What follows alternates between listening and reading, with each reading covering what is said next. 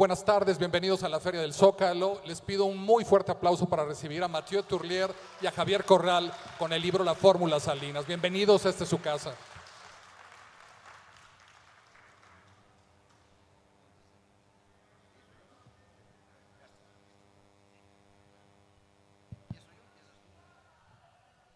Puedo empezar si quiere. Buenas tardes a todas y todos. Antes que nada, pues muchísimas gracias por estar aquí en la presentación del libro. Muchas gracias al senador Javier Corral por presentar este libro. Gracias a la Brigada para Leer en Libertad por su gran trabajo y por la Feria del Zócalo que están organizando cada año. Lo que nos reúne acá pues es un libro que se publicó el año pasado, que se llama La Fórmula Salinas, que es una biografía no autorizada de Ricardo Salinas Pliego, un multimillonario del que se está convirtiendo, digamos, en el centro de la atención pública desde hace unos meses y pues quizás solo subrayar que se trata de una investigación periodística, no es un libro para atacar, para defender, es una investigación periodística que documenta su manera de hacer negocios, su forma de operar siempre al amparo del poder, con concesiones del Estado, con derecho de picaporte con las presidencias en turno.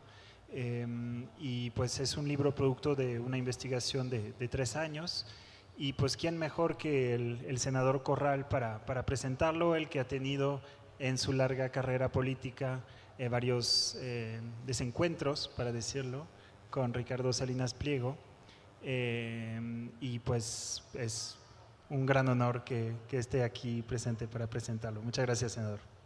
Muchas gracias, Mateo. Gracias. Debo empezar por felicitar a Mathieu Turlier por este espléndido libro. Yo lo primero que tengo que decir es agradecer el modelo de investigación periodística que presenta este libro. Por su rigor, porque no es un libro de chismes, como en torno de tantos magnates mexicanos a veces se han construido. Esta es una investigación periodística ampliamente documentada, con un método de investigación de fuentes directas en documentos, una investigación de documentos financieros, contables, de información pública, por supuesto, y también de testimonios de muchos actores y de muchos personajes alrededor de este, que es considerado el tercer hombre más rico de México. Lo primero que quiero hacer es ese énfasis en la seriedad de la investigación, el rigor de la investigación periodística, porque estamos ávidos de salir de un periodismo que solo recoge dichos a un periodismo que investiga hechos y que va a fuentes y que además consulta documentos farragosos, expedientes larguísimos y sabe interpretarlos y luego sabe explicarlos. Porque el fraude Fertinal es un verdadero crucigrama de inversiones de offshore, de empresas fantasmas internacionales, que has logrado plantear muy bien para explicar uno de los negocios más oscuros y que mayor daño patrimonial le han representado al Estado mexicano, y en donde se documenta inequívocamente una participación que Ricardo Salinas Pliego ha negado siempre de manera directa en la conformación de la empresa para hacerse socio de la empresa, y luego una empresa a la que le sirve como acreedor a través de su banco y que termina vendiéndole de nueva cuenta al gobierno de México con un sobreprecio brutal que representa prácticamente un daño al patrimonio de la nación de alrededor de 650 millones de dólares. Bien, empiezo pues por destacar al periodista y agradecerle este trabajo de investigación. Ahora, decía Mathieu que este libro se publicó el año pasado. Por cierto, lo presentamos en nuestra librería, en Sándor Mara y Librería. Yo no pude acompañar a Mathieu ese día y tenía el pendiente y estaba en deuda contigo de hacerlo, como un reconocimiento al valor que has tenido para plasmar esta investigación. Pero este es un libro que va a tener una vigencia hoy y durante los siguientes años, porque este libro va a ser un referente para todos aquellos que aún andan ahí haciéndose locos de que no saben quién es realmente Ricardo Salinas Pliego, e incluso que recientemente se han atrevido a acompañarlo, incluso aparecieron en una fotografía, para formar una especie de frente anticorrupción, una especie de frente contra la impunidad, contra la inseguridad, contra la corrupción, encabezado ni más ni menos por uno de los hombres y de los magnates que ha hecho de su relación con el poder los negocios más ilegales, más inmorales, más irregulares y, por supuesto, en muchos casos, negocios corruptos. Y este es un libro que va a servir mucho para que cuando uno se encuentre a un seguidor de Salinas de los siguientes años, porque está tratando de construir una candidatura, hoy se está disfrazando de un libertario arrimado o impulsor de la derecha en México, se está disfrazando de un combatiente de la corrupción, pero también de la libre empresa y de un empresario exitoso que lo ha hecho todo con su trabajo. Este libro les va a servir mucho para desnudar esa hipocresía, porque quien después de leer este libro diga que ese señor puede ser candidato en México de algo, estará cometiendo o un acto de hipocresía o un acto de complicidad. No habrá más que de esas dos sopas. ¿Por qué?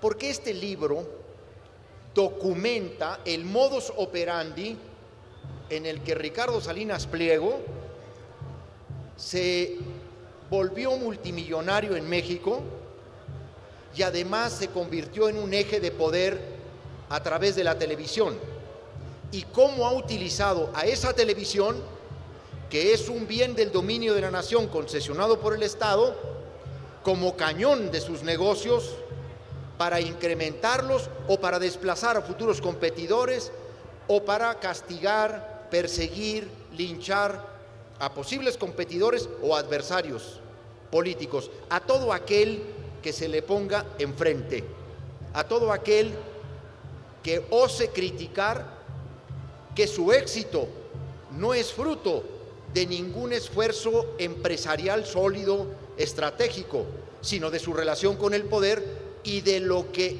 distintos presidentes de la República, desde Carlos Salinas de Gortari hasta el presidente López Obrador, han concedido al emporio de Ricardo Salinas Pliego. Y eso es muy importante porque este libro documenta que, si bien es cierto, es heredero de una fortuna familiar, la fortuna multiplicada no es producto de la visión con que los juniors a veces pueden reproducir las fortunas de los padres. Es el ascenso a partir de la televisión lo que va configurando que se expanda pues de la venta de aparatos electrodomésticos al mundo mediático, que es la televisión abierta, a las telecomunicaciones, a través de la telefonía móvil, a través del mundo financiero con su Banco Azteca, en el sector de energía con inversiones en Pemex, en Comisión Federal de Electricidad. O sea, cómo este rico que se ostenta como un exitoso empresario fruto de su trabajo, en realidad cae en el supuesto que un premio Nobel de Economía llamara el capitalismo de compadres. Aquellos que tienen fortuna porque, uno, o son concesionarios de bienes de la nación, o son concesionarios de servicios públicos, o son proveedores del Estado. Y Ricardo Salinas Pliego es las tres cosas: concesionario de un bien del dominio de la nación, concesionario de varios servicios públicos, y como el de banca y crédito, como el de telecomunicaciones, y proveedor del Estado. El libro arranca aportando un dato que es brutal, que es tremendo. El 1% de la población, de los ricos, de la población en México, el 1%, acumula el 29% del ingreso nacional. Acaparan el 49% de la riqueza. Bueno, yo les voy a dar un dato todavía más dramático que ese, porque ese 1% pues son los ricos del país. Pero los primeros 10 ricos de México, son concesionarios de bienes del dominio de la nación. Si esa lista la llevamos a 20, son concesionarios de bienes y concesionarios de servicios públicos. Pero si esa lista la llevamos a 50 de los más ricos de México, nos encontramos con que 39 de esos 50 son concesionarios de bienes, concesionarios de servicios y proveedores del Estado. Pues así es muy fácil ser rico en México, cuando por la relación con el poder obtienes el tercer lugar en la lista de Forbes dentro de los ricos mexicanos. Y ese es Ricardo Salinas Pliego, porque como ninguno de ellos conjunta estas tres cualidades, como ninguno de ellos. Bueno, Slim también es concesionario y proveedor de bienes y de servicios y acá, y Larrea pues también, pero el caso de Salinas Pliego es el verdaderamente dramático, yo y vergonzoso digo, porque es una fortuna acumulada con un modus operandi que incluye desde la amenaza, el chantaje, el fraude, el abuso judicial, pasando por la pantalla de la televisión concesionada por el Estado, a ver quién se mete con él. El libro recuerda en una de sus páginas que cuando en Chihuahua aplicamos las medidas que el presidente López Obrador había dictado para la pandemia de COVID-19, nosotros decidimos clausurarle las sucursales de Banco Azteca en Chihuahua cuando yo fui gobernador, y también las de Electra, porque él dijo que él no se iba a someter a lo que nosotros llamamos una clausura, un cierre total, para tratar de bajar el índice de contagios. Hicimos un cierre total. Bueno, él dijo: a mí no me cierran. Y yo dije: no, claro que lo vamos a cerrar, aquí nadie va a ser exento. Pues presentó amparos en Monterrey que vinieron a aplicárnoslos a Chihuahua, y luego, como no le hicimos caso a eso, después me calificó de gobernadorcillo, y luego también después me amenazó. Un día hizo un recorrido ahí por su casa y mostró su biblioteca, y que yo no sé si la tiene de puro parapeto, y mostró la cocina y la sala y mostró no sé qué tantas cosas, y luego pasó por su armario donde tenía rifles y bayonetas y de todo, ¿no? Y dijo: mira, Corral, para que veas lo que tengo aquí, para que sepas con quién te estás metiendo, abiertamente, en un video. Bueno, este libro acomete una gran empresa, investiga toda esa trayectoria por la que se hizo de poder y de más dinero en México. Son 3 capítulos extraordinarios. Déjenme pedirle a Mathieu que en un diálogo entre él y yo vayamos descubriendo el libro, si les parece, para no estar yo hable y hable y hable, porque dijo algo que es muy interesante. Efectivamente, yo he tenido con Ricardo Salinas Pliego muchos diferendos, Pero cuando yo leí por primera vez este libro, porque ya lo leí hace rato, y luego ahora para la presentación le volví a dar otro entre, no, pues es que me encuentro cosas que de alguna manera me hacen recordar mi propia trayectoria personal, mi propia biografía personal en la política, incluso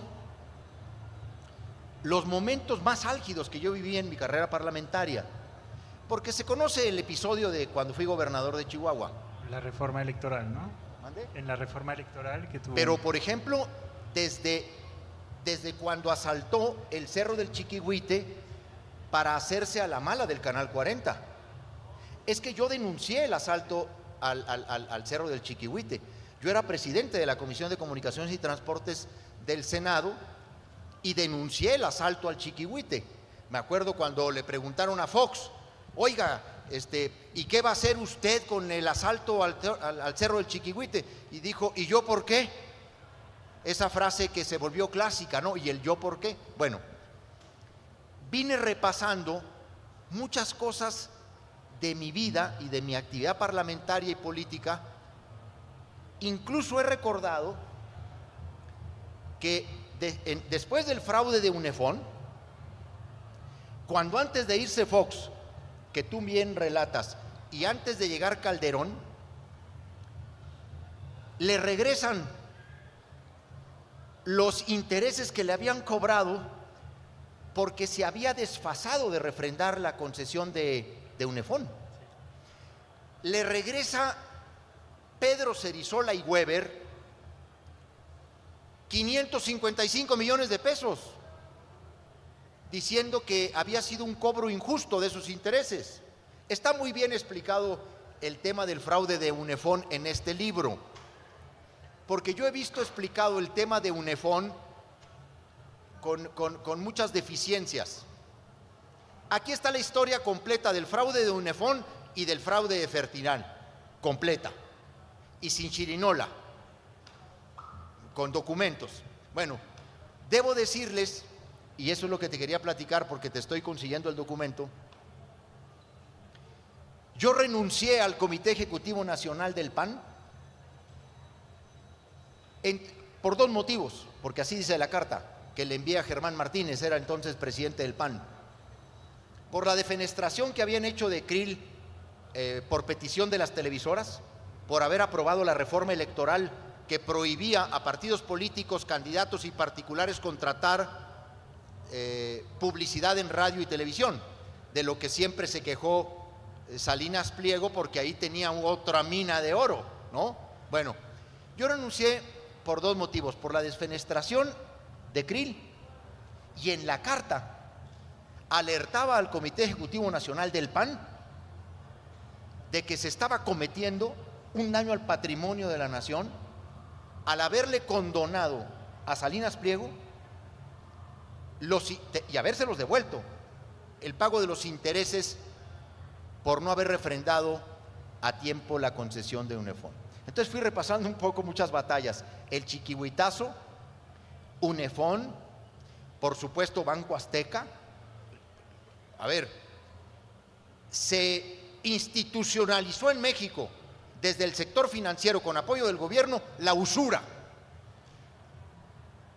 Un crédito en Electra, en Banco Azteca, termina usted pagándolo 2.5 veces más de lo que pidió. Un aparato, una televisión, una plancha, una licuadora, la paga hasta 5, 10 o 15 veces más de como le costó. Ese es el empresario exitoso, que ahora se presenta ahí en las redes como el... En fin, vamos a empezar con Mathieu, y yo le tengo una pregunta a Mathieu, porque el libro se divide en tres. La primera, pues, es el repaso de cómo fue adquiriendo muchas cosas. ¿Qué le dio Salinas de Gortari a Ricardo Salinas Pliego? ¿Y qué le prestó el hermano? Y por lo tanto, ¿qué tanto vendió Salinas de Gortari y qué tanto compró al mismo tiempo? Pues ahí es donde empieza el ascenso de Salinas Pliego con Imevisión, cuando desincorporan Imevisión. por supuesto. Bueno, muchas gracias, senador, por la generosa presentación. En efecto, ese es el origen. ¿Por qué se llama La Fórmula el libro? Porque es el modus operandi que ha seguido Ricardo Salinas Pliego para hacerse de su fortuna, ¿no? En general, ¿qué implica? Cercanía con el poder, cercanía, digamos, colusión, más que cercanía, es decir, negocios directos con titulares de las presidencias, en este caso con Carlos Salinas de Gortari, cooptación del sistema político a través de legisladores a modo, a través de cabilderos que mueven ahí sus influencias, cooptación del sistema judicial, gracias, entre otros, a estos amparos extraños que surgen en Monterrey cuando el tema está en Chihuahua, o en Michoacán cuando el tema está en la Ciudad de México, o en la Ciudad de México cuando sus deudas están en Nueva York. O sea, hay un tema ahí de abuso del sistema judicial. Y la combinación y claro, negocios chuecos, eso sobra decirlo. Entonces, pues así nace, ¿no? El Ricardo Salinas Pliego multimillonario en el 93 durante la privatización de Imevisión. Me comenta alguien de su familia que un poquito antes de que llegara Salinas de Gortari al poder, Ricardo Salinas Pliego fue a platicar con él y regresó con la familia a decir, ya la hicimos, ya nos hicimos ricos. Y en el 93, pues su grupo compra Imevisión. Parece que ahí sí ofrecieron más dinero, etcétera. Lo que nunca dijeron. Incluso se dice que pagó más. Él siempre ha dicho que pagó más, pero no era cualquier cosa. O sea, en aquel entonces, eran los 90, los niños mexicanos pasaban más tiempo frente a la televisión que en la escuela. O sea, la televisión era el poder real, ¿no? Sobre todo en un México donde el PRI dejaba de ser el partido hegemónico, entonces la televisión empezaba a ejercer realmente un poder, ¿no? Y él compra Imevisión gracias a un préstamo escondido de Raúl Salinas de Gortari, el hermano del entonces presidente. ¿Por qué escondido? Porque pues, se reveló hasta años después. ¿Cuánto? ¿65 millones de dólares? 30. 30 millones de dólares que siempre negó. Siempre negó, durante años los negó, hasta prácticamente los finales de los 90, cuando ya acorralado por las revelaciones y por las investigaciones, tuvo que admitir que en efecto había mentido, que sí había recibido el préstamo del hermano, que no era cualquier persona. Raúl Salinas de Gortari era el intermediario entre Carlos Salinas de Gortari y los empresarios, ¿no? Pues decían que tomaban una comisión sobre todos los negocios, etcétera. Entonces, en realidad, como hubo varios en las privatizaciones de ese entonces, pues compra la televisora, la segunda televisora pública, o sea, lo que se iba a convertir en la segunda televisora pública, pues un hombre de la mano con el hermano, ¿no? Entonces, pues ahí siempre pues está ese pecado de origen, ¿no? En el libro así se menciona. ¿Por qué? Porque cuando adquiere Imevisión, que bueno, TV Azteca ya en ese momento, le permite salir a la bolsa y presentarse como yo soy el próximo dueño de Medios de México, y ahí es cuando se dispara su fortuna. Entra después con Ernesto Zedillo en el sector de telecomunicaciones y ya empieza a ampliar sus negocios, pero la base de su poder económico empieza realmente con TV Azteca. ¿Y por qué? Porque a diferencia de Televisa, que era un soldado del PRI en palabras de Emilio Azcárraga, pues él empieza a ejercer el poder directamente a través de esa televisión, ¿no? Y atacar adversarios, de premiar a aliados, chantajear a gobernadores, a presidentes a cambio de publicidad. O sea, empieza a romper el paradigma de Televisa de que todo tenía que estar tras bambalinas, con perfil bajo, y él utiliza abiertamente a TV Azteca para llegar a sus fines. Y eso empieza lo que hará toda su vida empresarial, que es tener esa enorme pirámide de empresas, etcétera, y todo le responde a él, a sus intereses propios. En el caso del fraude Vodafone es típico él, dueño de una empresa, que defrauda a los inversionistas de su empresa para enriquecerse a sí mismo, ¿no? Y eso lo ha hecho lo ha hecho varias veces. Entonces, la fórmula Salinas es esto, empieza con ese pecado de origen y ese mismo esquema se repite a lo largo de su vida empresarial hasta verlo en el tema de Fertinal, que es lo mismo, que es esconde un negocio chueco, hay corrupción de por medio, abusa del sistema judicial, utiliza sus conexiones políticas para que Pemex compre la empresa a sobreprecio, miente, vuelve a mentir y cuando se le pone la evidencia tiene que admitir que más o menos sí estuvo participando en eso. Entonces, es un modus operandi. En realidad el libro nace de Grupo Fertinal porque es un tema paradigmático de cómo hace sus negocios y de ahí se derivó a un estudio más amplio sobre su modus operandi, ¿no?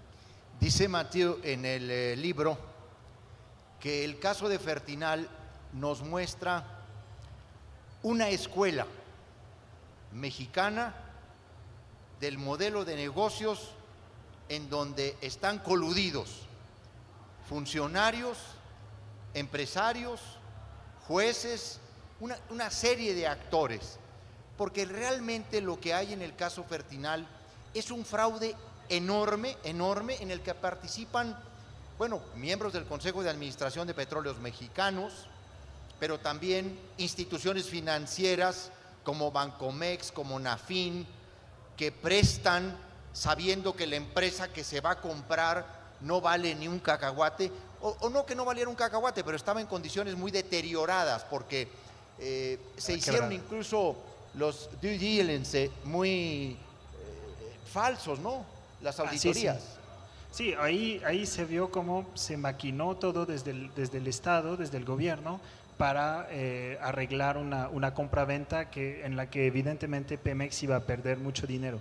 No es que la empresa, hubo dos temas de fertilizantes, ¿no? La agronitrogenados, donde el gobierno compró literal fierro viejo, y Fertinal, que compró fierro viejo, pero que funcionaba más o menos, más bien estaba endeudadísima con empresas de Salinas Pliego, que las deudas estaban súper infladas también, y el gobierno no solo compra a sobreprecio, pero además paga las deudas a las empresas de Salinas Pliego. Y además dividendos. Con un crédito de Banco Azteca, o sea, el gobierno contrata a Banco Azteca para pagarse a sí, o sea, es una cosa increíble, ¿no? Y además, la investigación aporta datos de suyo muy interesantes.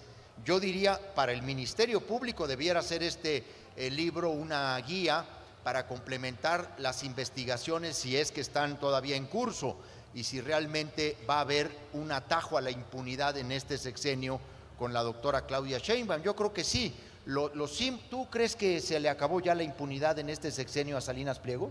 En el tema de Fertinal no lo sé, porque el problema de Fertinal es que está en manos de la Fiscalía General y que la Fiscalía General pues se ha caracterizado por encubrir muchos casos de corrupción, incluyendo este. Yo para este libro obtuve del entonces INAI una orden a la Fiscalía para entregarme el expediente y la Fiscalía se negó hasta que tuvo que aceptar, pero me hizo un truco, me dijo que tenían un expediente de 500,000 hojas y que solo me lo iba a dar con copias certificadas de 10 pesos por hoja, o sea, 5 millones de pesos para un expediente, ¿no? Que era una forma de decir que no. Entonces, ahora, ¿es tan voluminoso? Pues si es tan voluminoso quiere decir… Claro que no está tan voluminoso. Pero que están haciendo entonces una investigación. O sea, a ver, yo lo que creo, que al menos en el adeudo fiscal, creo, ahí sí, ya le está llegando el fin a Salinas Pliego. ¿Por qué?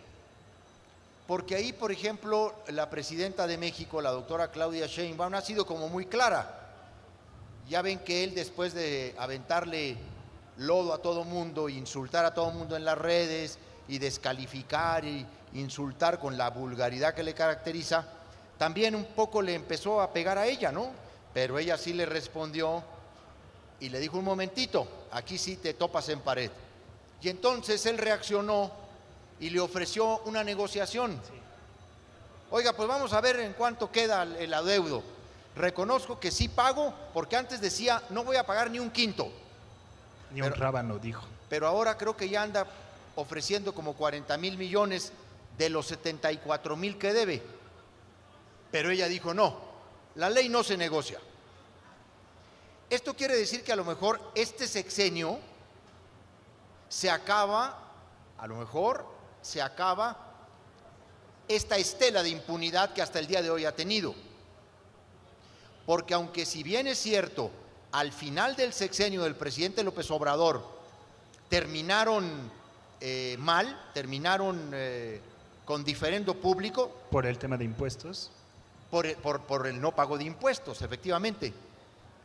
Desde la pandemia empezó el diferendo, pero efectivamente donde empezó el diferendo con el presidente López Obrador, pues fue porque no quería pagar, no obstante que ya habían llegado a algún acuerdo, alguna negociación por una cantidad, pero este se quiso aprovechar, dijo, no, López Obrador no va a hacer nada, ya me ha defendido públicamente en la mañanera, y lo quiso calar y lo caló.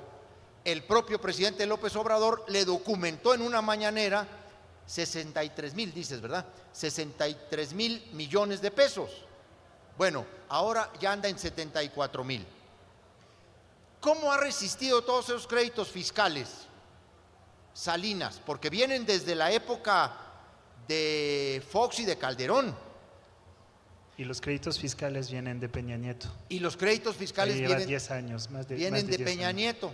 Bueno, decía Mathieu hace un momento que en el modus operandi, que es la fórmula Salinas, este conjunto de estrategias con las que él, relaciones políticas, el uso de la televisión como cañón, el abuso del Poder Judicial. Bueno, hay un dato que también un poco explica lo que ha sucedido recientemente con la ley de amparo, porque aunque si bien es cierto, no está dirigida solo a él, la reforma a la ley de amparo, pues hay que reconocer que sí es uno de los casos más ostensibles del abuso procesal en materia de amparo.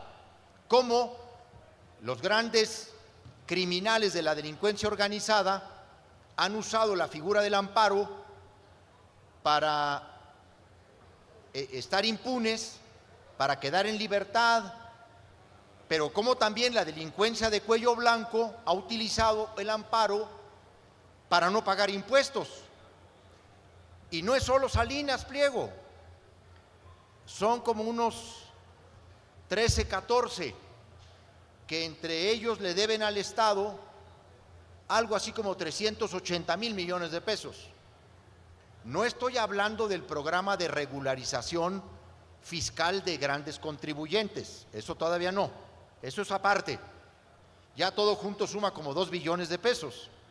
Nada más de lo que son créditos fiscales entre los magnates del país, como 380,000 millones de pesos. Bueno, para allá va también la reforma a la ley del amparo. Bueno, ¿cuántos amparos creen ustedes que Salinas Pliego ha promovido desde el 2000 al 2024? Por cierto, el libro solo aporta los datos en materia mercantil y civil, porque en materia penal, como ustedes saben, son datos reservados, porque la averiguación previa tiene un régimen de precisamente discrecionalidad. Bueno, yo quisiera, si ustedes me permiten, porque es un dato espléndido el que brinda por una investigación que hace en el Consejo de la Judicatura Federal Mathieu Tullier. Voy a hacer una especie de subasta, si les parece. A ver, ¿cuántos amparos directos, indirectos, quejas? Mire, le voy a dar los conceptos. Creo que está en la página, para que ahorita que compren el libro, que además lo traemos en un precio muy accesible, no como los precios de Salinas Pliego, puedan ir directamente. Miren, amparos directos, amparos en revisión, amparos indirectos, quejas y revisiones fiscales. ¿Cuántos creen que ha promovido del 2020 al 2024? ¿Quién dice? 70. ¿Quién da más? ¿Cuántos? 85. ¿Quién da más? ¿Cuántos? 300. 200. ¿Quién da más? ¿Cuántos? 350. ¿Quién da más? ¿Cuántos?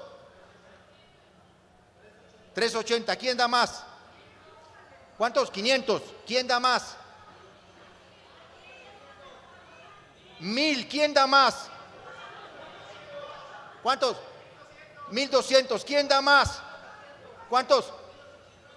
¿Quién da más? No, hombre, aquí se me hace que traemos poco dinero, chinga. A ver, ahí les va. Ahí les va.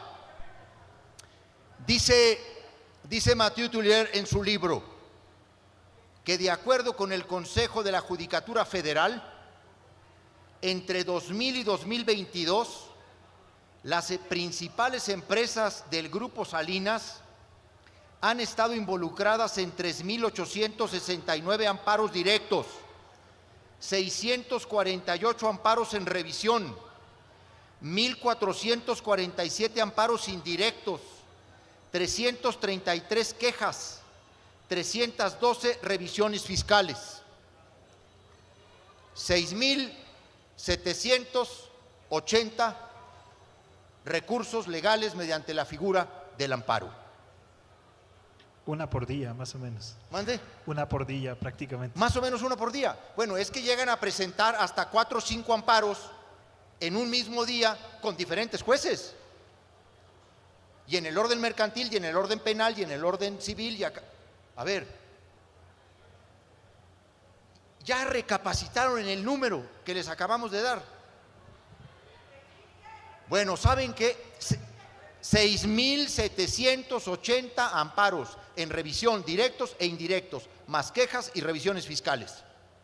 Oigan, ese es el número de la impunidad. Ese es el número de la impunidad. Pero saben también, ese era el poder judicial absolutamente corrupto y corrompido. Y por eso lo tuvimos que cambiar. Bueno, y quizás recordar el origen del tema de impuestos, ¿no? Porque uno podría decir, no, pues él se hace pasar por un perseguido político por el tema de impuestos. Quizás recordar que la mayor parte del tema fiscal, el conflicto fiscal que tiene Salinas Pliego con el gobierno mexicano, viene del desmantelamiento de la aerolínea mexicana de aviación, que se operó durante el sexenio de Fox,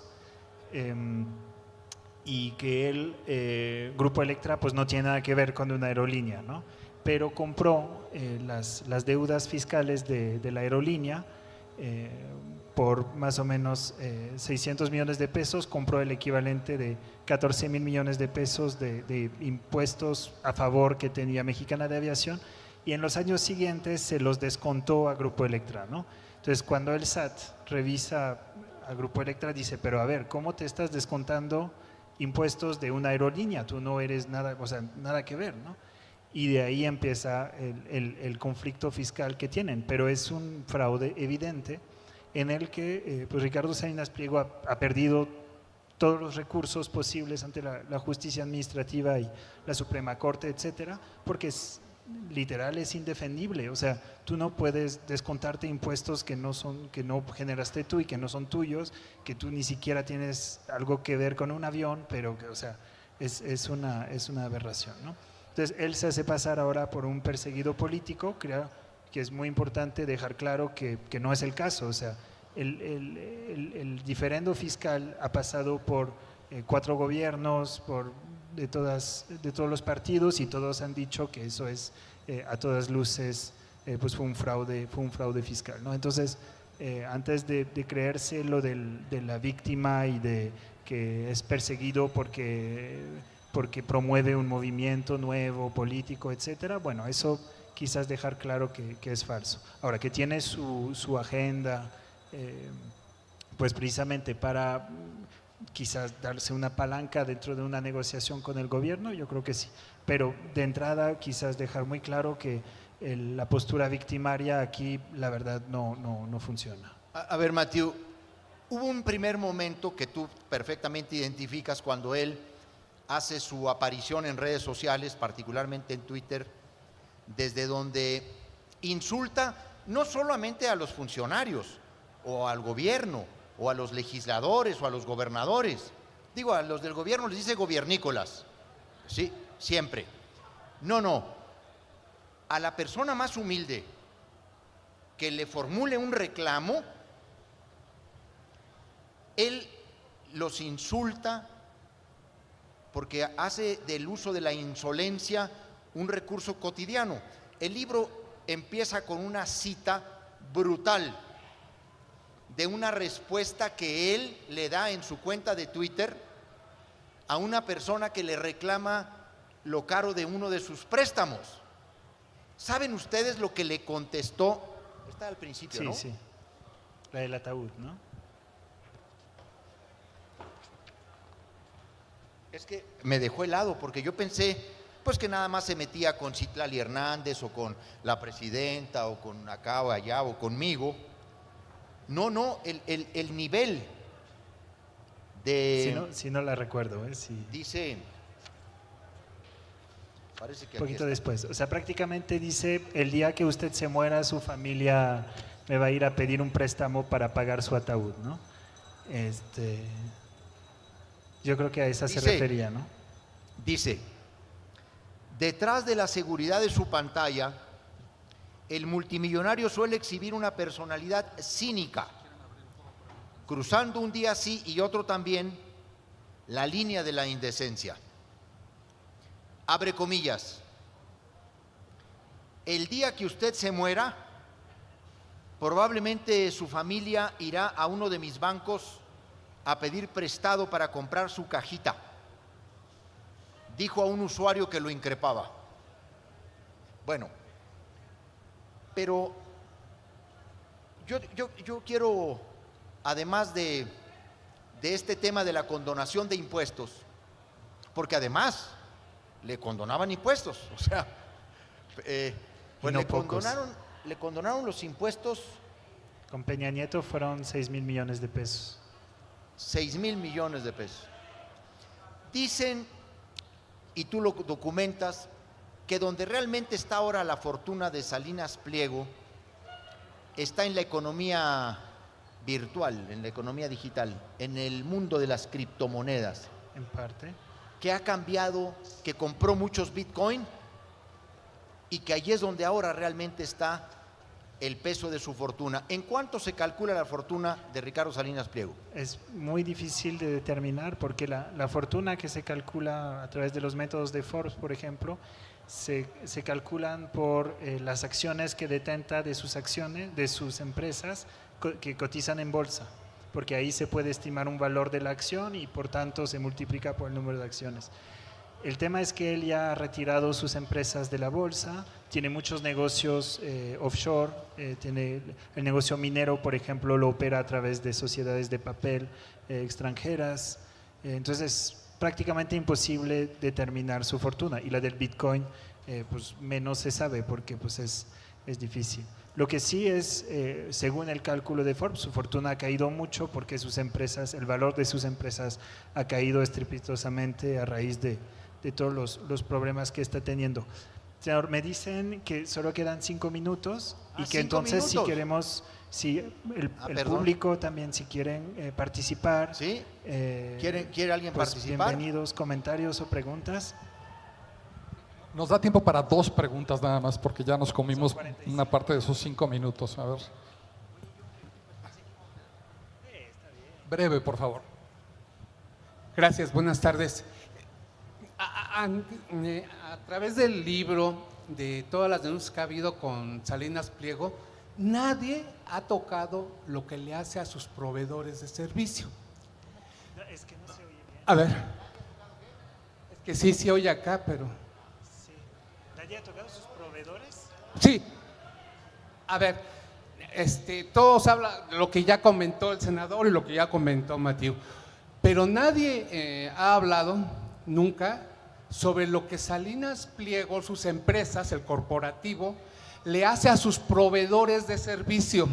Mire, yo trabajé con una empresa que le daba servicio de cámaras, vigiladas, bla, bla, todo eso de seguridad. Bueno, yo pagaba la nómina. Era una empresa pequeñita de 16 trabajadores. Y cuando ya hacía el corte, me salían siempre 2 personas de más. Algún día me acerqué al ingeniero y le dije, oye, estos cuates no los conozco, ¿dónde están trabajando? Después de mucha resistencia me platica y me dice que para tener los contratos de servicio con la empresa de esta corporativo, tenía que contratarle 2 trabajadores a Salinas Pliego que trabajaran en su corporativo para él y él absorber el precio, el costo de los sueldos y el pago de prestaciones de sus trabajadores. Más o menos yo calculé en ese tiempo que anduve por ahí, fue cuando se desprendió y quiso construir bancos al por mayor porque Andrés Manuel iba a sacarlo de la pensión de adultos a través de su banco. Construyó muchas tiendas a nivel nacional. Yo más o menos calculé unos 70, 80 proveedores de servicio que con el mismo mecanismo, nada más. Bueno, en el libro creo que también algo que queda muy claro y evidente es que siempre hay un lado chueco y turbio en la manera de hacer negocios, ¿no? Tanto al exterior como al interior. También se muestra cómo a raíz de la reforma del outsourcing, pues él utilizó un hueco en la ley para seguir contratando a sus empleados por outsourcing, pues cómo se caracteriza el maltrato a los trabajadores en las empresas de Grupo Salinas, durante la pandemia de COVID, durante el confinamiento, como obligaba a sus trabajadores a ir a los call centers, a seguir acosando a la gente para que paguen sus créditos, aunque pues en ese momento la economía estaba paralizada. O sea, siempre hay algo chueco así, pues, pero qué bueno que lo pone en la mesa porque la verdad ni lo tenía en el radar. Muchas gracias. Introducción del libro El Zócalo, agradecemos la participación de Mathieu Turlier y de Javier Corral en la presentación La Fórmula Salinas. Y aquí, por parte de la feria, entregamos a ambos participantes.